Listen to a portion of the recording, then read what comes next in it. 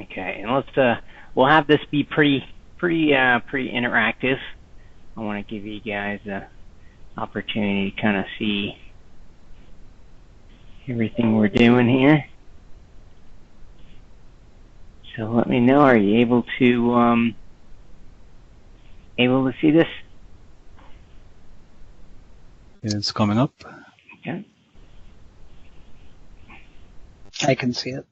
Okay, yeah, perfect. I can see perfect. It. Yeah. Okay, so I'm going to start right off. I'll be as transparent as I can about this whole thing because I know we've been chatting with you guys about case exchange for quite some time. And I just want to give you a current state, and then kind of really the rest of this time here is going to be spent on the next generation solution. I'll show you the timing and everything with that as well.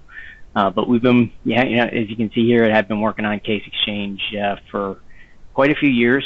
We did get around 22 members up on it, 6 of them being Salesforce, the others being kind of web. A couple of fairly active users, but we ran into quite a few issues. I think the first one was probably the biggest issue that was really difficult to overcome, and that was many of the large members like Cisco, Microsoft, VMware, etc. Just wouldn't take it into use, and there was a couple of reasons for that. I'd say towards the latter part of last year, there's a lot of concerns about GDPR and all that type of stuff, so that really kind of slowed some things down. But then it also, as far as kind of we'll call it the full experience, required some integration into your systems. They weren't willing to do that either. So that was probably the big one, right? Yep, go ahead.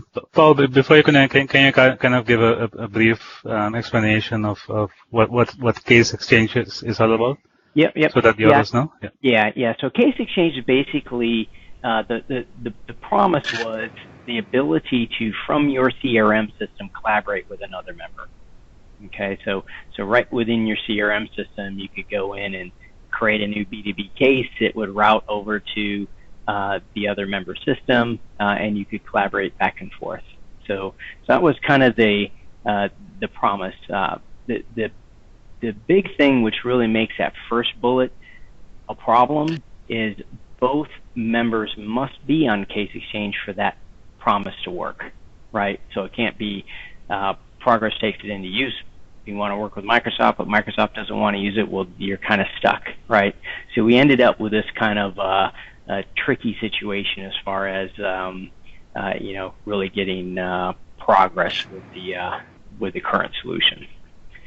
Okay, and I'll show you kind of what the new thing looks like and draw some parallels with the existing case exchange as well.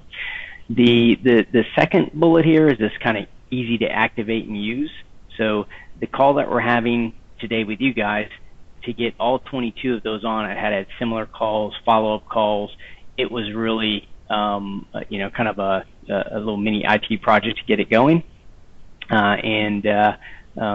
we really want the new solution. I think you'll see this to really just be a feature of the member web, not this separate solution that you got to get approval on and all these types of things. And then the flexibility, again, this is back to the large members. We would come and say, okay, you have to install this connector for it to work, and they would say, well, we can't install that. We have this way of integrating. So this inflexibility on solutions caused some issues. So that's kind of the current state. We've been working for the first half of this year with this technology committee on how do we move forward and how do we fix this. And that's really where I'll kind of focus my efforts on now is showing you what that is. And I've got a little prototype demo and stuff I'll be able to give you as well. So we have a brand new member web that's going to be launched here. You can see here some of the date milestones. The beta is going to start October 2018. We'll have the first members going live December of this year, and then starting to move all the rest of the members over in 2019. And this new member web, again, it's kind of designed around fixing those issues of the previous case exchange, because what we had hoped is Case Exchange would take over the world and everyone would use that, and it just simply didn't happen. So this new Member Web, first of all, maybe a little techie stuff, but it has a API first architecture, so that's going to help us quite a bit as far as member integration, especially with some of the large members. We have a new simplified caller user interface, and I'll show you that. And then the biggest thing is that it integrates to what we're now calling Case Exchange Lite, and I'll share with you some of the differences between that. So that's what's coming to solve those issues. As far as Case Exchange Lite goes, the big one, number one, is that it becomes a new inbound process that any member can use, right? So previously you would define Case Exchange, and then you had to get all the other members you wanted to work with to use it as well. This is not that case, right? So now this process, you're basically defining a new method to receive inbound cases, and then that can bring it directly into your CRM system. And it can either use email for that. That's kind of the standard, so we can send an email to an alias if you have like a email to case type functionality, or we can leverage the native CRM API that your system has. And I forget, are you guys on Salesforce users, I believe? Correct, yeah. Yeah. Yes. Yeah. So Salesforce has a web to case functionality. They can email the case. They have quite a few. Here's our approved way of logging a case in the system. And this is basically what we found is, even though we had a Salesforce connector, a lot of IT teams were, now we can't install that connector. It's not the approved way of entering data into our system. So this now takes the approach of we'll just use the native method, whether you're using email to case or web to case or some other type of thing. Now our system has the ability to leverage your APIs or the native system's API. And then the other thing, that we really did with Case Exchange is really simplified it to focus on making the connection, right? So the other thing that Case Exchange did, which some members didn't like, and it probably complicated the engineer's experience, is it would not only raise the issue, but then the collaboration took place in a different area as well, right? So you had kind of your main case, and then you had this kind of section called B2B escalation, and it was different. You had to go to it to send a message to the partner, and then go back to your main case. So it was kind of this separated thing. And with this solution, it's basically focused on if a member is going to contact you, it's going to show up as a case in your system, and then you can use your normal ways of collaborating with a contact, whether it's email, whether it's come meet me on this team room, or phone calls, whatever is kind of natural. It doesn't have you doing the actual working the case within the system. So make the connection, kind of establish the point-to-point case thing, and then the system kind of gets out of the way. So that's Case Exchange Lite. Just some differences in I'm not going to spend a lot of time on all this text.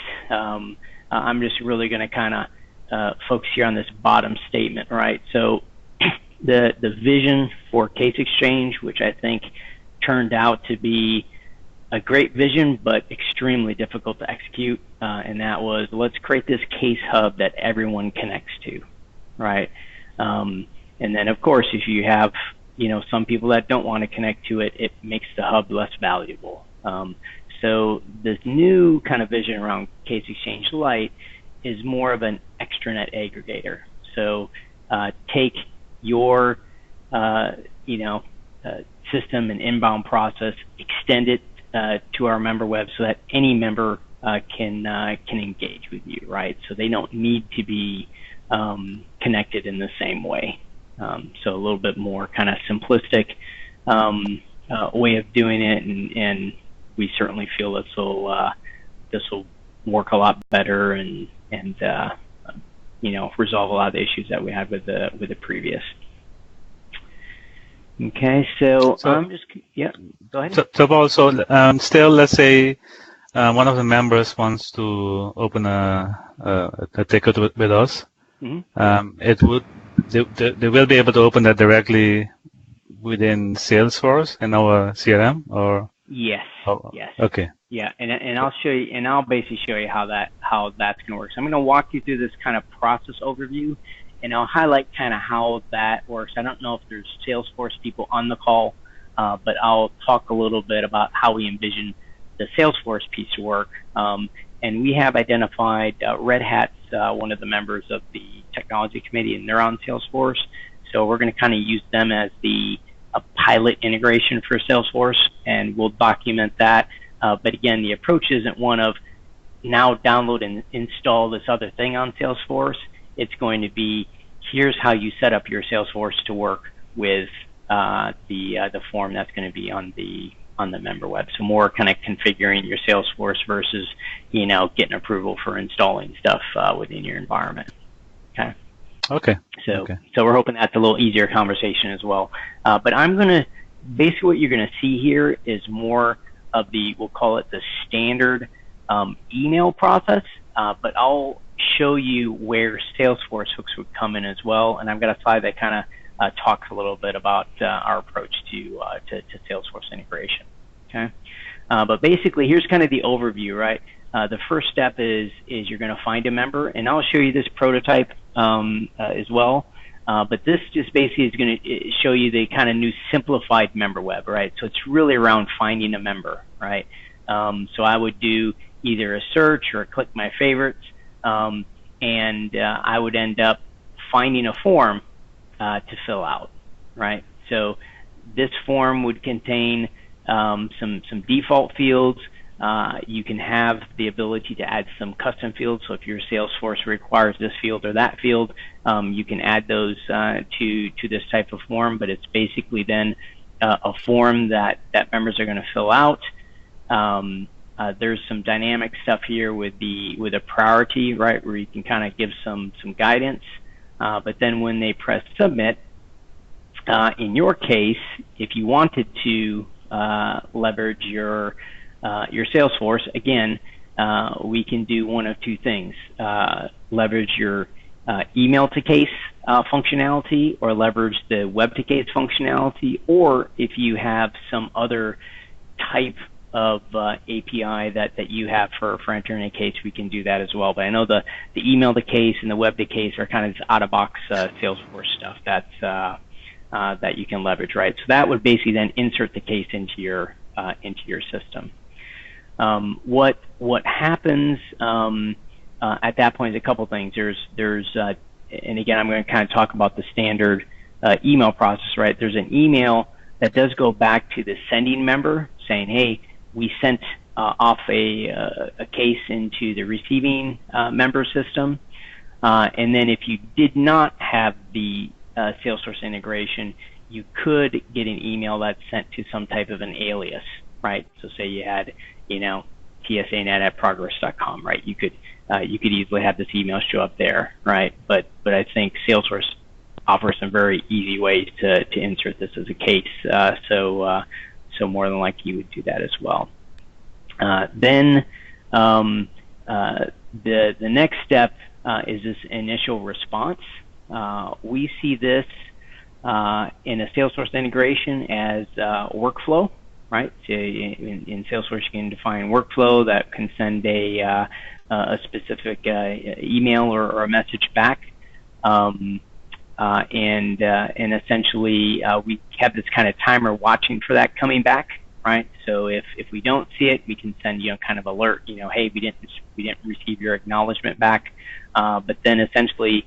And again, this is the email process, right? If you didn't have that workflow in your Salesforce, you could click on the email and it would take you to this little form where you're basically just going to say, here's my case number and here's the engineer that's assigned to it. You could also add a little note. There's proof of concept that we plan to do with WebEx Teams, right? That you could basically say, hey, meet here to collaborate on this case, right? So it allows you to kind of integrate collaboration tools if you wanted to as well. And then obviously the sending member gets this information as well, right? So at that point, all of the working is happening just between the members outside of this case exchange process, right? So this was the thing that was stopping a lot of the big members, because they were like, hey, we don't want this middleware system recording information and stuff. We just want the information to flow point to point. And it was also causing a little bit of confusion for the engineers that were using it, because they got one way of working in a CRM. If there's like oh, you have to go here to send a message to the partner, that got a bit confusing as well. So this just kind of keeps them in their case form. If you want to send an email, great. If you want to call, great. If you want to tell the person to meet you on a WebEx or Skype meeting or what have you, you can do that as well, right? And then the only other thing that we're doing kind of towards this end here is at a certain time, we're going to check status and try to get some feedback. And this is just to prevent the issue where maybe a member's getting frustrated or things aren't working out well, and we can kind of give them some escalation instructions, help out if something's getting stuck, right? So this is just kind of giving us a way to kind of monitor what's going on. But that's kind of the overall workflow. I know maybe it seems a little busy because I showed you both endpoints, but if you think about it from the member that's sending, their thing is pretty simple. I'm finding a member, I'm completing the form, then I'm just kind of waiting for the communication to occur, right? If I'm the receiving member, if I have the integration, I'm just getting a case entered into my system. I probably have some workflow that's sending a message back to TSANet, and then the engineer is just working with the contact on that case, which is the sending member. Okay, so trying not to change the normal way engineers work on issues is really kind of the focus with Case Exchange Lite. Okay. Couple of integration ideas, and again, the plan here is Red Hat will be kind of the pilot here. They'll work with us to actually do this. We'll document it, right? So not everybody then doesn't have to relearn the best way to do this. The new web interface is a very lightweight web app. So there is ways of adding that into the Salesforce GUI if you wanted to do that. If you didn't want to do that, you could, add a button, or some members have other things they've been asking as far as, single sign-on and some of those types of things. But basically, the idea here is make it be an easy place for your engineers to find members and fill out that form I showed you, right? So this is kind of the outbound, this number one, and keeping it as simple as that. And then the inbound is really a two-step. One is creating a case, and the second is sending an initial response to a defined email address, right? Which is not the sender, right? This is kind of the close the loop, the acknowledgement, right? From your Salesforce to our system saying, hey, we entered a case. Here it is, right? So we see with Salesforce that's a fairly straightforward workflow rule. And Paul, this is at no additional cost, right? Just like correct. Case Exchange. Yep. Okay. Yeah, and our hope, so with previous Case Exchange, our view was, maybe eventually it would take over and all the members would use it, but we kind of had in our back of our mind that maybe it really wouldn't do that. What we're really hoping with this Case Exchange Lite now is that this will over time, and hopefully that over time isn't 3 or 4 years. We're hoping that might be as quickly as first half of 2019. Is it's now the new way of members defining their contact document, right?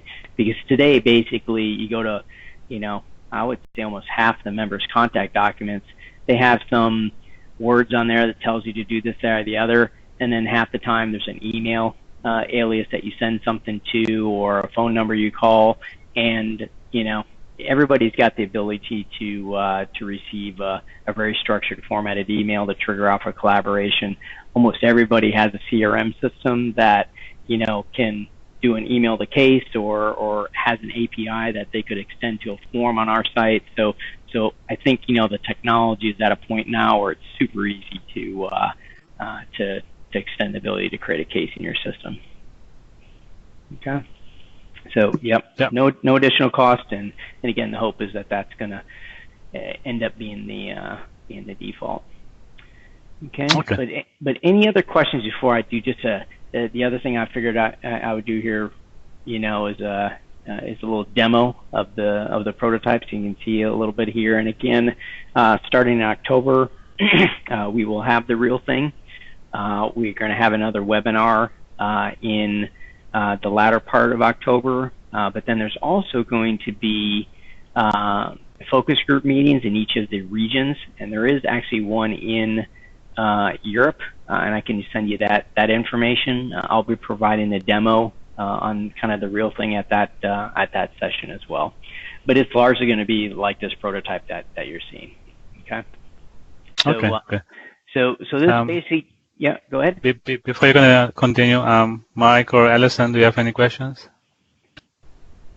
Not me. Can you hear me? Yeah, we can hear you. Yeah.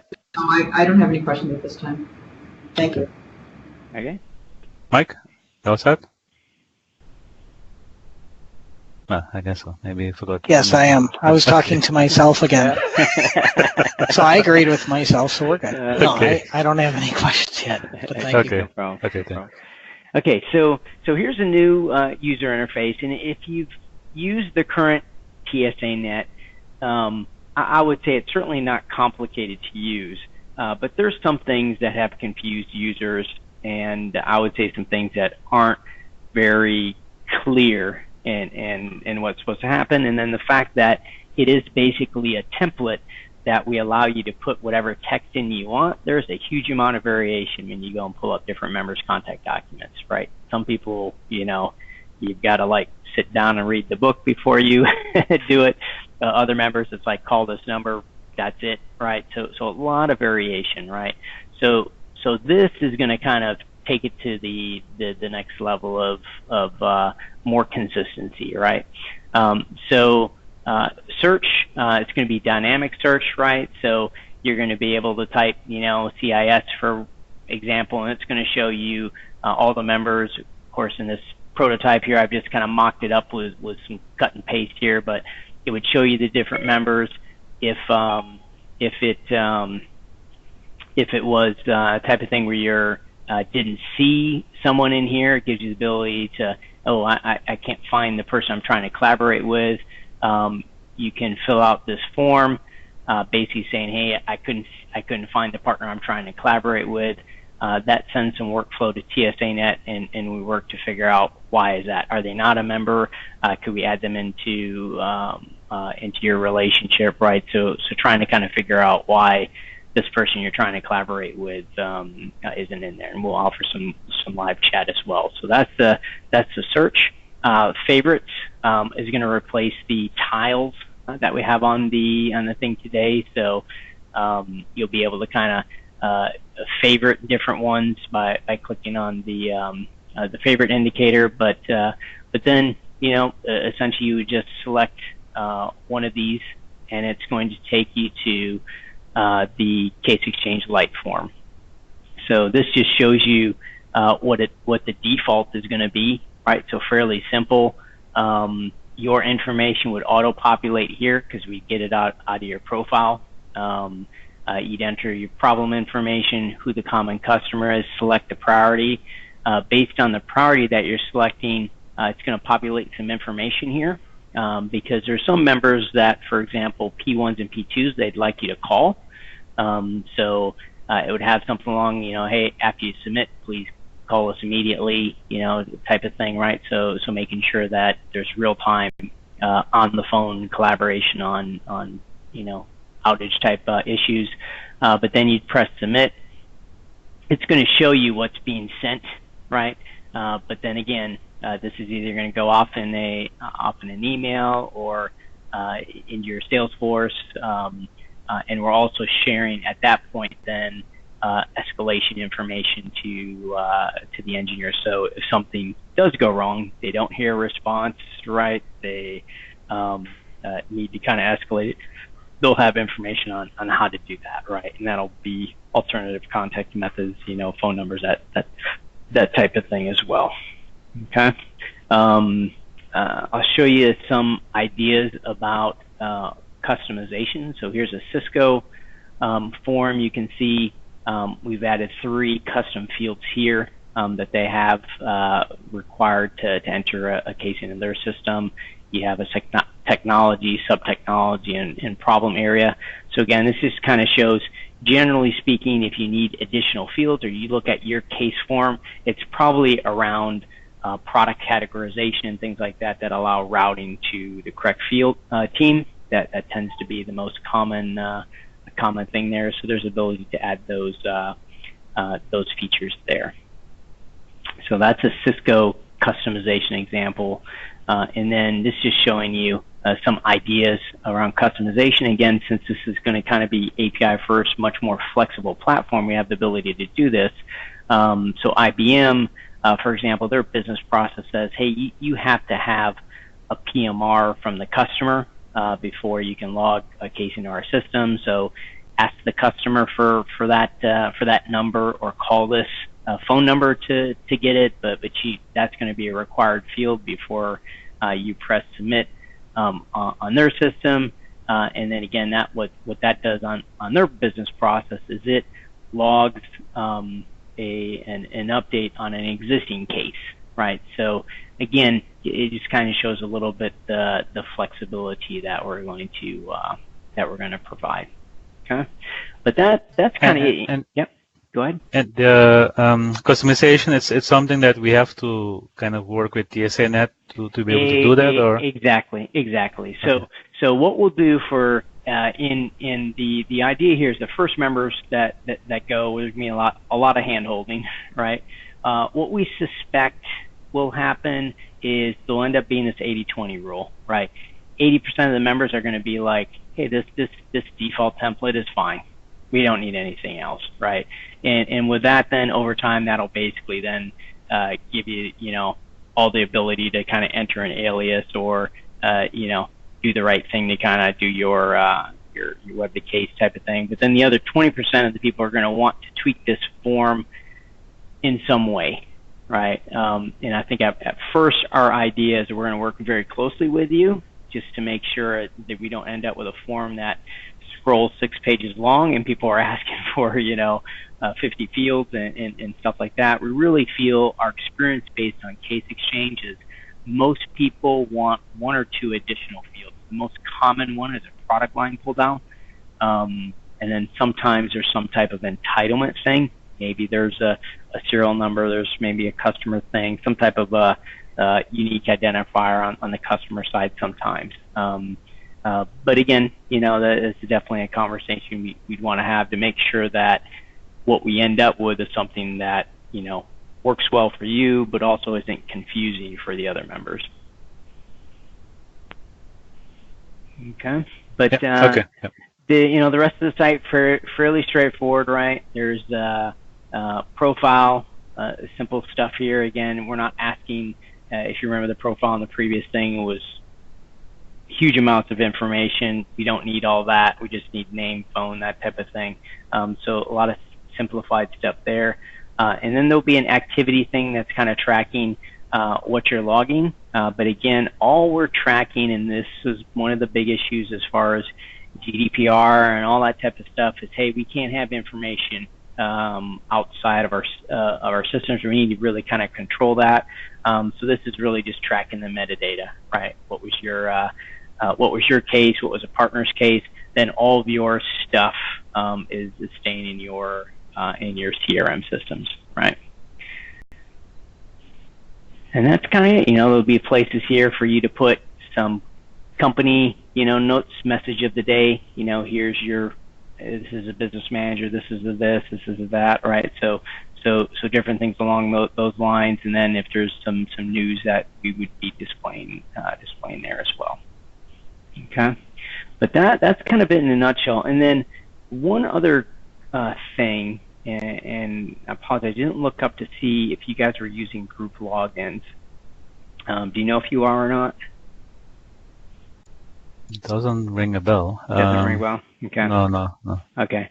So I don't think we do. I think they're individual. Individual logins. Yeah. Okay. Perfect. Yeah. Perfect. So that's great. That will work good on this system. So you cannot use group logins on this new system. If you needed a mechanism that allowed for, hey, our support team is a couple of thousand people. I don't want that many group logins. We have this here that I'll show you. I don't think you need this, but if you do, kind of know that this will be available as well. So there's for very large members and such, as this concept of a company landing page, right, where you basically enter your company email address, and it's going to send you a token to use to access the website. So that's kind of a way to scale it out very quickly, not really requiring people to have a full-blown registration process. They just come to this page and get their email, and away they go. Okay. Sounds good. Okay, so and again, this is kind of back to a lot of focus on making it super easy for engineers to get access to, right? So this kind of shows, walking towards that. We also have some conversations ongoing. One of our members is using a single sign-on platform. I think it's called One Login or whatever. So a lot of companies are going to this place where they have this, like, here's our app store, right, where here's all the apps that you have access to, right, and it kind of shows up on your little dashboard. So a lot of people are kind of asking, hey, how can we get the TSANet widget in there, right? Or if it's more appropriate to have it inside your CRM system, great. How can we get a button in there? But I think back to the, it's going to be a lot easier to do some of those types of things now with the new architecture, right? To where we can say, okay, here's a new modern way of doing a single sign-on, or a simple token-based login, right? So really reducing the barrier of people using it for the first time, right? And then you can see, as far as the user interface, it's dead simple. So again, the idea is it doesn't require heavy training and that type of thing for your engineers. It should be extremely straightforward. Okay, sounds good. Okay. Sounds good. So this is coming. I guess for you guys, and it's not that we're shutting down the previous case exchange. We are still living in place, because there are some use cases where members still want it. They tend to be very specific use cases. Again, both endpoints must be using it. Tends to be kind of, this high volume between two members that really want to work that way. So we think that'll kind of be a niche type of thing. But this case exchange Lite will really be the new default way that all the members use. So I think this is a much better path for you guys. What I would suggest as far as kind of next steps is if you guys are interested in being one of the first to get on, let me know, and I can start reviewing your account and kind of seeing if you fit that profile. The December, we're looking at probably about a dozen members to move over to this new system, and then kind of run with that, December, January, and then start bringing people over in batches. So kind of up to you. If you want to be one of the first, let me know. I can try to get you on that first wave. If not, if you want to just kind of wait for the first wave to go and then be the second wave, that's fine as well. But there'll definitely be at some point next year, right? There'll be a, hey, you've got to go now. So at some point we'll design your form and do all that. Paul, is this, and I apologize if I missed it, does this integrate with Lightning?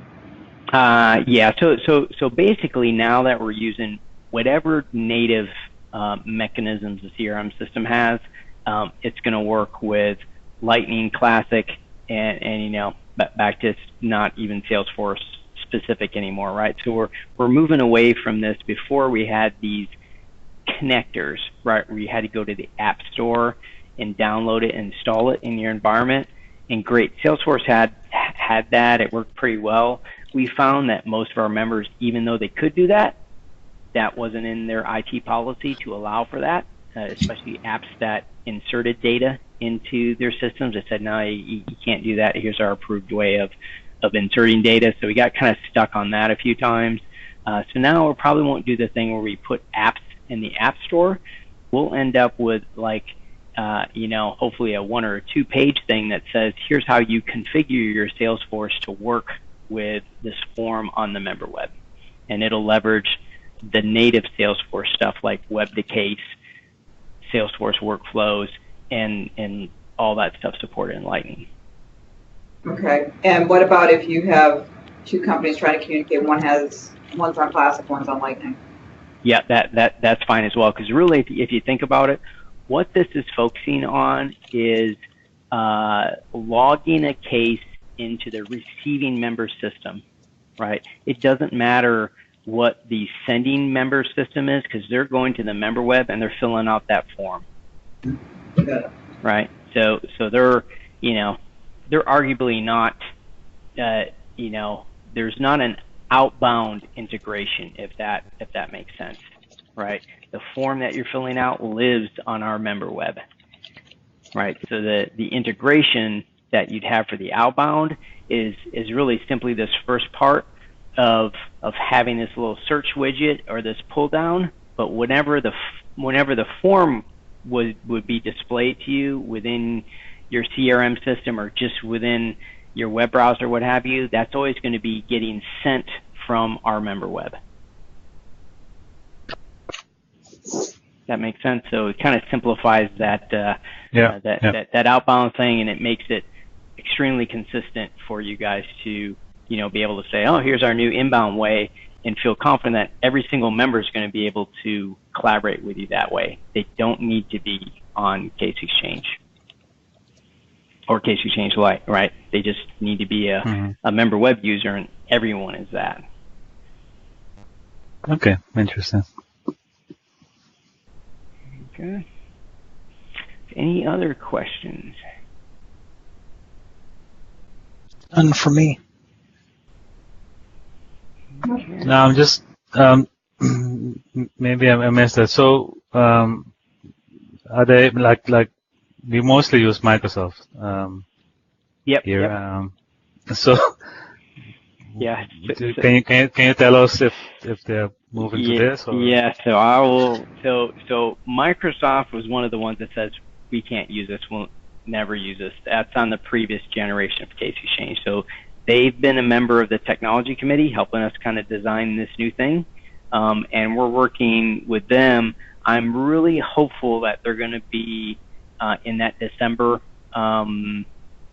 group of members that move to it, but we still have some work to do there. They, as you can imagine, it's not as simple as Microsoft having a single CRM system to log cases into. They have a lot of things. So we're actually working on this kind of multi-integration case router, so to speak, right? They call it case intake, where to work with the Office 365 group, it's got to go this way. To work with the Windows group, it's got to go this way. To work with Azure, it's got to go this other way. They just have lots of different tools and lots of different processes. So the big thing is getting into the right workflow with Microsoft. Yeah. Okay. It's good to know. Okay. Yeah.